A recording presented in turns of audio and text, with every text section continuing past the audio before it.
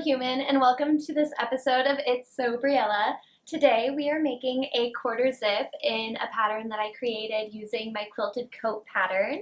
I have made one for myself. I think I wore it in my thrifting video that I posted a few weeks ago.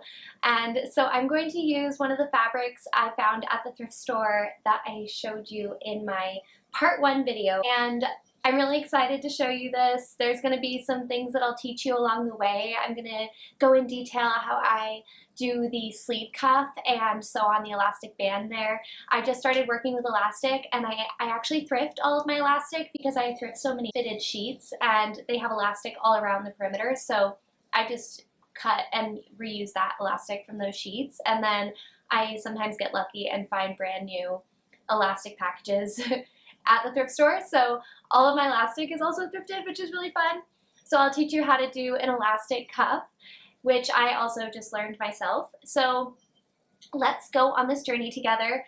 First, I wanted to mention that I did reorganize my sewing space. I think it's just so lovely now. I kind of did a deep clean in my entire house over the weekend. It must have been that full moon energy kind of dying off, and I just wanted to start fresh and go nice into the next season and declutter to end this energetic season and month. I had some interest on Instagram of my area and my sewing space because I do live in a very small house. Yeah, we make it work.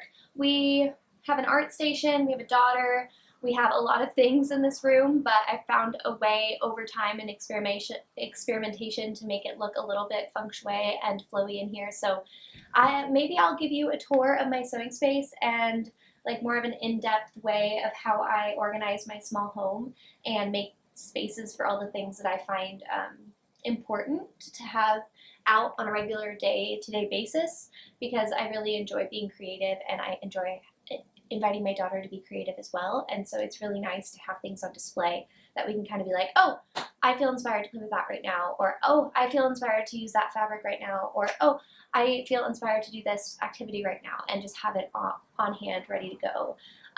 So that's kind of how I've just organized my house. So let me know in the comments if you'd like a kind of more detailed, in-depth look at my space, just to give you inspiration. I know a lot of us aren't in massive houses, so sometimes things can get in our way of starting a project or being creative because we make excuses saying we don't have space, and maybe we don't have space currently in our current setup, but I definitely know that there's ways to create space, and my process has just been through trial and error, but I have been recommended some YouTube videos, so I can recommend those as well if you're interested. So let me know. I might just make it anyways, but I like to ask for your opinion because I would like to invite you to give your opinion, because I'd like this to be a collaborative space. So anyways, I'm here with my fast machine. I have my serger, my cover stitch behind me. I did kind of mention my machines in detail on my last video. So anyways, I'm just babbling now. I'm going to go ahead and start with how I began this project, do little pop-up videos on the screen as we go along, and then we will sew on the arm cuff together because I haven't done that yet. So we're going to do that together, and I'll show you how I do it. I did sew on one, and I'll give you a little sneak peek of what the final look is that we're going to make. It's really pretty. And this is the band that we're going to do around the cuff. So let's get started. So first, to make my quarter zip, I wanted to cut out a new pattern piece out of new fabric I thrifted for my patterns. It was like a polyester blend fabric, I think, which I think is the trick for cutting patterns out of fabric, is to get a polyester fabric, just because they hold so much better and they don't stretch because it's just plastic, so it's gonna like kind of stay put, whereas cotton, it kind of has stretch to it, so it'll kind of vary off a little bit ever so slightly. So I'm going to start thrifting polyester sheets for patterns, so I'm still saving the environment by thrifting polyester. I'm just not using them for wearable things. I'm using them for pattern pieces that I will keep forever, so that's amazing. And they take up so much less space. So I first made a pattern for my back piece, so that way I don't have to use my back like neck piece that I've been using for the back neckline forever. So after I cut out my pattern piece for the back piece, I laid my fabric out, and a lot of my pattern pieces I have to cut on the fold if I can. If I can't cut on the fold, I'd have to patchwork it like I did in my heart sweater video that I posted last week.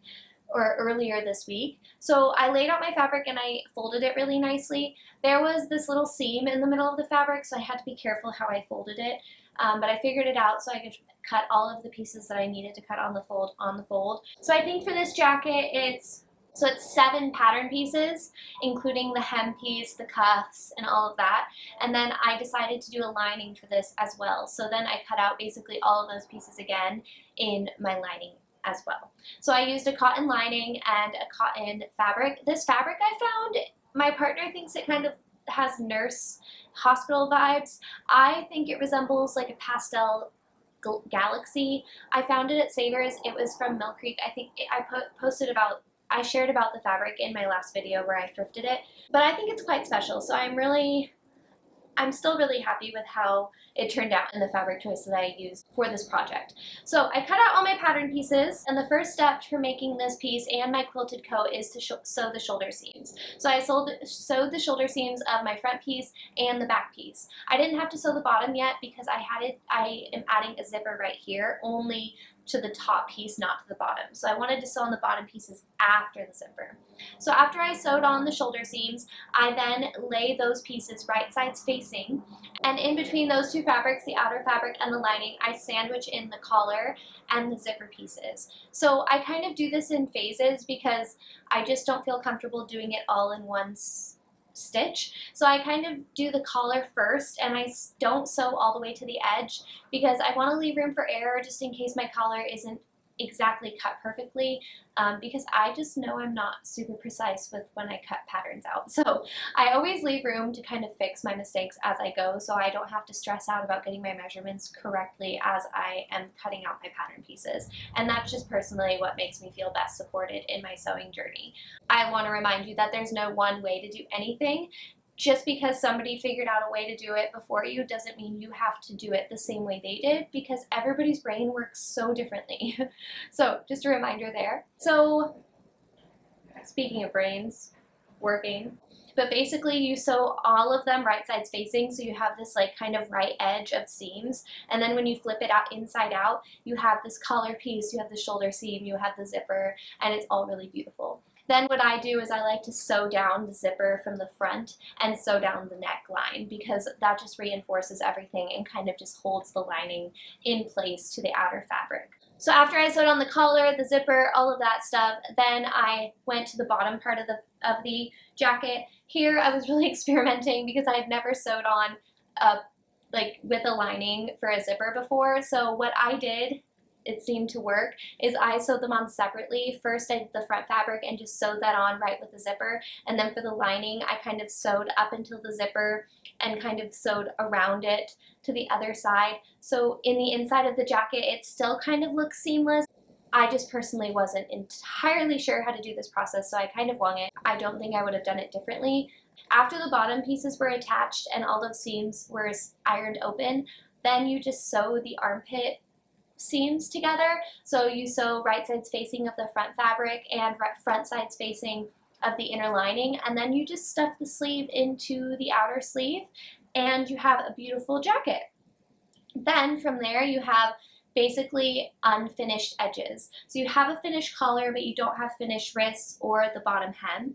So I did the hem first, and what I did is I just cut off the bottom of the fabric piece that I had thrifted. Somebody had kind of created a sheet out of it. I just cut that sheet edge, and it's really thick, and then I folded it in half to cover the seam on the inside. For the wrists, I will show you. So I invite you to my sewing table. We will walk through in detail how I sew on a wrist cuff with an elastic band to give this jacket a cute little stylish finish. So come to my sewing table and let's learn how to sew on it.